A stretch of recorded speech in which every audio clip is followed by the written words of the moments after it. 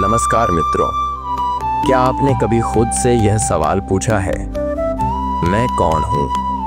यह एक साधारण प्रश्न नहीं, बल्कि वह रहस्यमयी दरवाजा है जो आपकी असली पहचान तक पहुंचने का रास्ता दिखाता है। क्या आप यह शरीर हैं जो एक दिन समाप्त हो जाएगा, या फिर यह 5 इंद्रियां जो हमें इस संसार का अनुभव कराती हैं?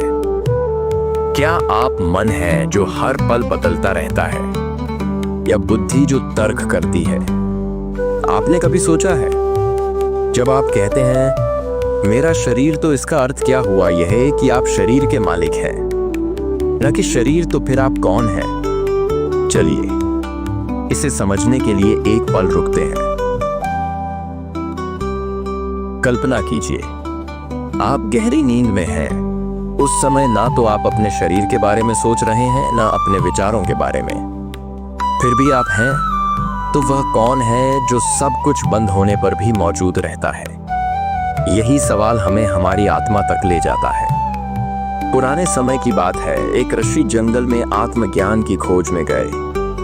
उन्होंने वर्षों तक तपस्या की, लेकिन सवाल वही रहा, मैं कौन हूं? एक दिन उन्होंने ध्यान करते हुए महसूस किया कि वह शरीर से अलग है। उन्होंने जाना कि शरीर तो सिर्फ एक वस्त्र है जो आत्मा पर धारण किया गया है। उन्होंने समझा कि मन और बुद्धि भी केवल उपकरण हैं जो आत्मा की सेवा में है। यह समझने के लिए जरूरी है कि हम बार बार इस प्रश्न पर ध्यान दें। एक बार आंख बंद करके खुद से पूछे, मैं कौन हूं? क्या मैं वह विचार हूं जो अभी मेरे दिमाग में चल रहा है? नहीं, क्योंकि यह विचार हर पल बदलते रहते हैं। तो फिर क्या मैं वह भावनाएं हूं जो मुझे प्रभावित करती हैं? नहीं, क्योंकि वे भी स्थायी नहीं हैं। इस सवाल का जवाब तभी मिलेगा जब हम अपनी चेतना के गहरे स्तरों में प्रवेश करेंगे। आत्मा को जानने के लिए हमें ध्यान करना होगा। रोज सुबह ब्रह्म मुहूर्त में कुछ पल शांत बैठ गहरी सांस ले और खुद से यह सवाल पूछे। शुरुआत में कुछ नहीं दिखेगा,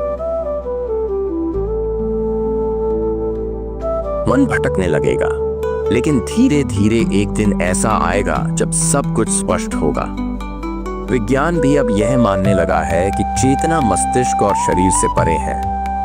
न्यूरोसाइंस कहता है कि हमारे विचार और भावनाएं मस्तिष्क की गतिविधियां हो सकती हैं, लेकिन चेतना एक अलग आयाम है।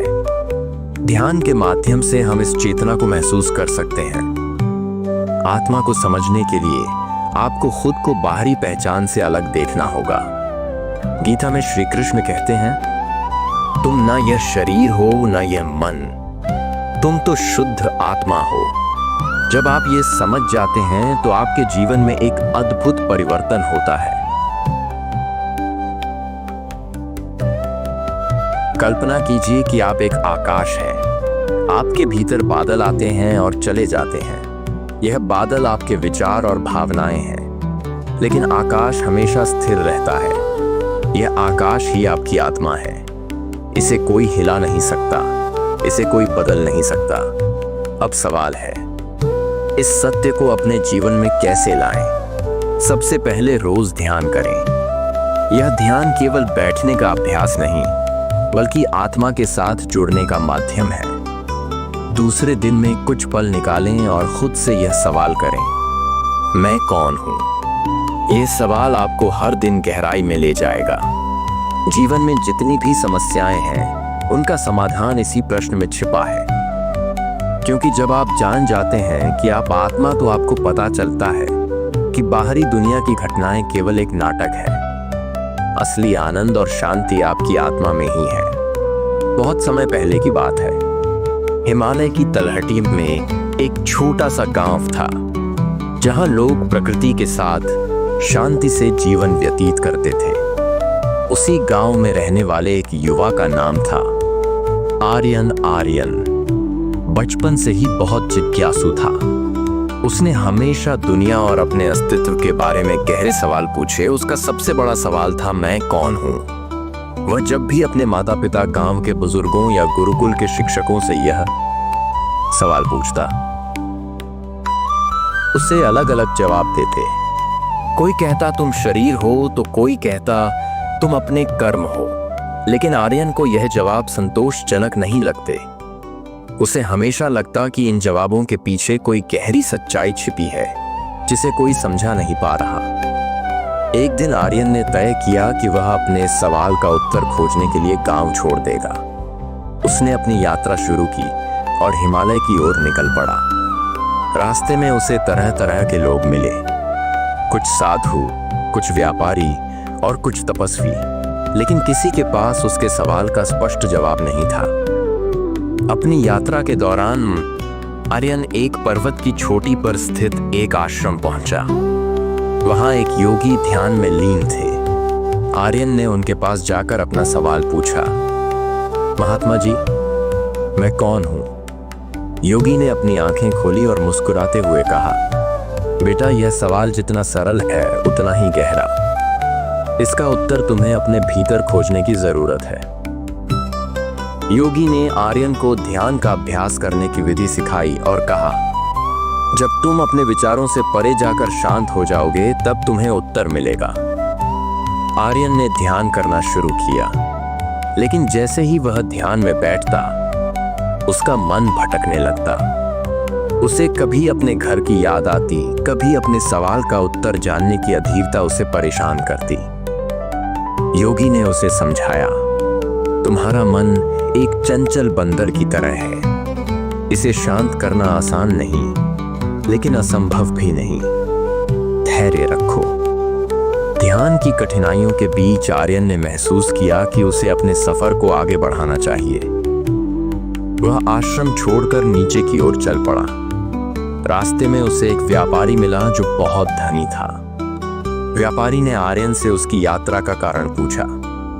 आर्यन ने अपना सवाल दोहराया, मैं कौन हूं? व्यापारी हंसते हुए बोला, तुम्हें यह सवाल पूछने की जरूरत ही क्यों है? जीवन का असली उद्देश्य है धन कमाना और सुख प्राप्त करना। यही तुम्हारी पहचान है। लेकिन आर्यन इस जवाब से सहमत नहीं हुआ। उसने व्यापारी से पूछा, अगर धन ही सब कुछ है तो आप इतने असंतुष्ट क्यों लगते हैं? आपके पास तो सब कुछ है, फिर भी आपको शांति क्यों नहीं? व्यापारी आर्यन के सवाल पर चुप हो गया। आर्यन ने समझा कि भौतिक सुख उसे उसके सवाल का उत्तर नहीं दे सकते। आर्यन आगे बढ़ा और एक घने जंगल में पहुंचा। वहां उसने एक तपस्वी को देखा जो अकेले ध्यान में लीन था। तपस्वी की आंखों में गहरी शांति थी। आर्यन ने उनके पास जाकर वही सवाल पूछा। तपस्वी ने मुस्कुराते हुए कहा, तुम्हारा सवाल बहुत महत्वपूर्ण है, लेकिन इसका उत्तर तुम्हें अनुभव से मिलेगा, ना कि शब्दों से। तपस्वी ने आर्यन को एक कहानी सुनाई। बहुत समय पहले एक राजा था जो अपने राज्य के हर कोने में यही सवाल पूछता फिरता था, मैं कौन हूं? एक दिन उसे एक साधु ने कहा, तुम केवल अपने शरीर या मन नहीं हो, तुम वह आत्मा हो जो सब कुछ देखती है। लेकिन इसे जानने के लिए तुम्हें अपनी सभी धारणाओं को छोड़ना होगा। आर्यन को इस कहानी से प्रेरणा मिली। उसने तपस्वी से पूछा, अपनी धारणाएं कैसे छोड़ना होगा? तपस्वी ने कहा, तुम्हें खुद को दृष्टा बनाना होगा। हर विचार, हर भावना और हर अनुभव को देखो, लेकिन उनसे जुड़ना मत। आर्यन ने तपस्वी की सलाह मानी और अपनी यात्रा जारी रखी। वह गहरे जंगल में पहुंचा जहां उसने एक गुफा में बैठकर ध्यान करना शुरू किया। दिन, हफ्ते या महीने बीत गए। एक दिन ध्यान के दौरान उसने अचानक महसूस किया कि वह अपने शरीर, मन और विचारों से अलग है। उसे एक गहरा एहसास हुआ, मैं केवल यह शरीर नहीं हूं, मैं केवल यह विचार भी नहीं हूं, मैं वह चेतना हूं जो सब कुछ देखती है। मैं वह शुद्ध आत्मा हूं जो न जन्म लेती है और न मरती है। जब कोई यह समझ जाता है कि मैं कौन हूं, तो उसके जीवन में एक बड़ा परिवर्तन होता है। यह ज्ञान केवल आत्मा को जानने का नहीं, बल्कि जीवन के हर पहलू को गहराई से समझने का दरवाजा है। आत्मबोध के बाद अगला प्रश्न स्वाभाविक रूप से आता है, हम यहाँ क्यों हैं? हमारा मुख्य उद्देश्य क्या है? जीवन के उद्देश्य को समझने के लिए सबसे पहले यह देखना होगा कि यह संसार क्या है। यह जगत हमें हर पल आकर्षित करता है। धन, संबंध, सफलता और प्रतिष्ठा की चाह में हम भागते रहते हैं। लेकिन जब आत्मज्ञान का प्रकाश हमारे भीतर जागता है तो यह सब बाहरी खेल मात्र लगने लगता है, क्योंकि यह सब कुछ नश्वर है। यह दुनिया बदलती रहती है और हर बदलाव के साथ हमारी इच्छाएं और लक्ष्य भी बदलते हैं। परम सत्य यह है कि जीवन का उद्देश्य बाहरी चीजों में नहीं, बल्कि उस आंतरिक चेतना में छिपा है जिसे हमने अब तक अनदेखा किया है।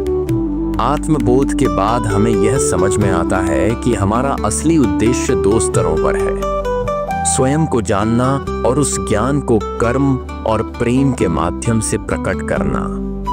जब आप अपने मैं को समझते हैं तो सबसे पहली चीज जो आप महसूस होती है वह यह है कि आप इस जगत से अलग नहीं हैं। आप और यह ब्रह्मांड एक है। जो चेतना आपके भीतर है वही हर जीव, हर वृक्ष, हर पत्थर में है। जीवन का मुख्य उद्देश्य इस एकता को अनुभव करना और इसे अपने जीवन में जीवंत बनाना है।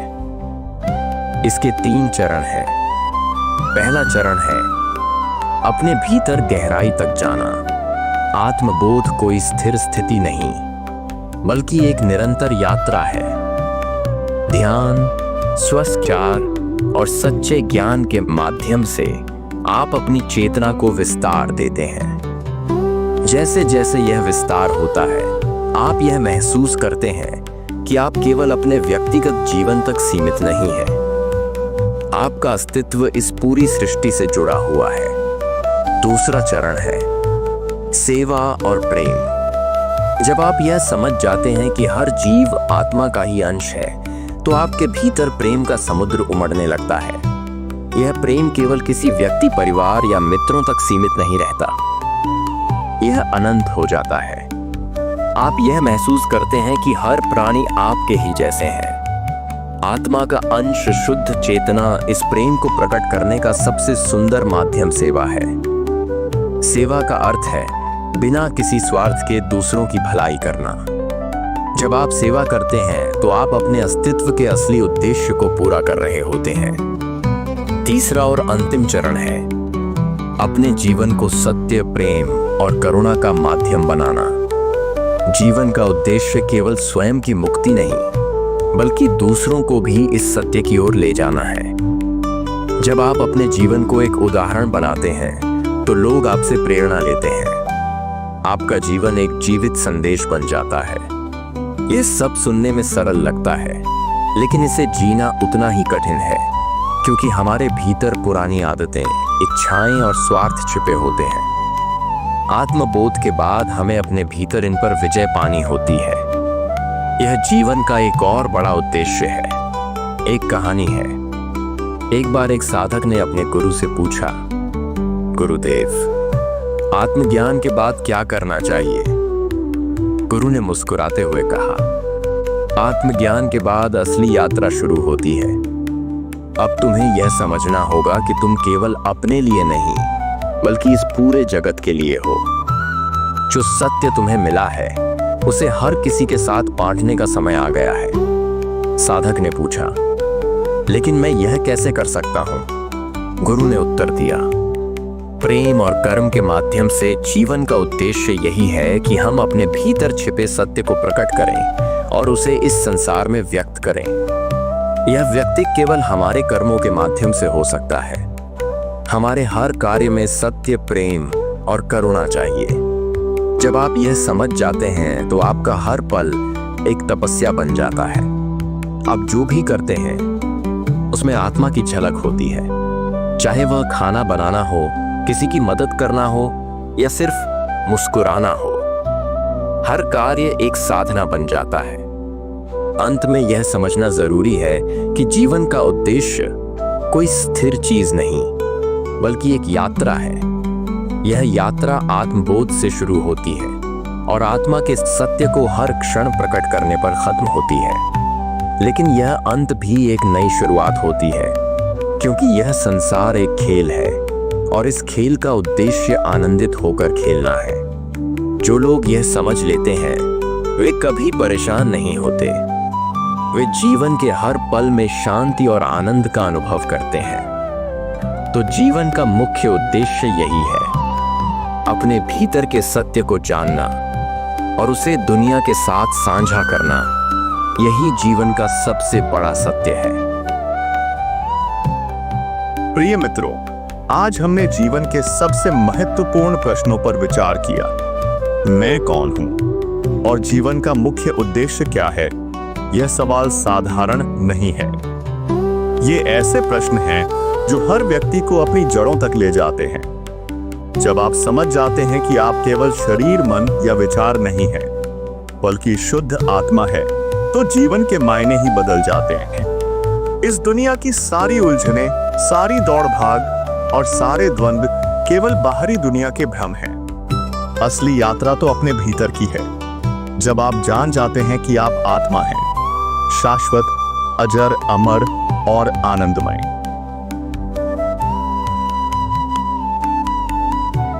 तो आपके जीवन का हर पल एक उत्सव बन जाता है।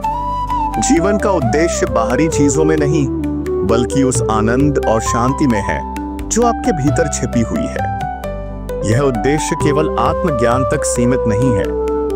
यह ज्ञान को कर्म, प्रेम और करुणा के माध्यम से दुनिया में प्रकट करने में है। तो मेरे प्रिय दर्शकों, अब समय है कि हम इस ज्ञान को केवल शब्दों तक सीमित ना रखें। इसे अपने जीवन में अपनाएं।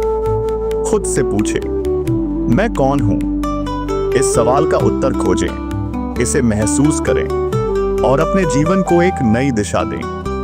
यदि आज की यह चर्चा आपके दिल को छू गई हो, तो इसे दूसरों के साथ साझा करें। यह ज्ञान जितना फैलता है, उतना ही उजाला बढ़ता है। और हाँ, हमारे चैनल को सब्सक्राइब करें ताकि हम आपको ऐसी और गहन विषयों पर विचार करने का अवसर दे सकें। अंत में यही कहूंगा, आपकी आत्मा शुद्ध, असीम और दिव्य है। इसे जानें, इसे स्वीकारें और इसे पूरी दुनिया के साथ साझा करें। मैं आपको 5 मिनट का ओम मंत्र दे रहा हूं, जिसके माध्यम से मैं कौन हूं, यानी स्वयं को पहचानने में आसानी होगी। और इस मंत्र के माध्यम से आप अंदर के सभी प्रश्नों को बड़े आसानी से ब्रह्म मुहूर्त के समय ध्यान में बैठकर अनुभव कर सकते हैं।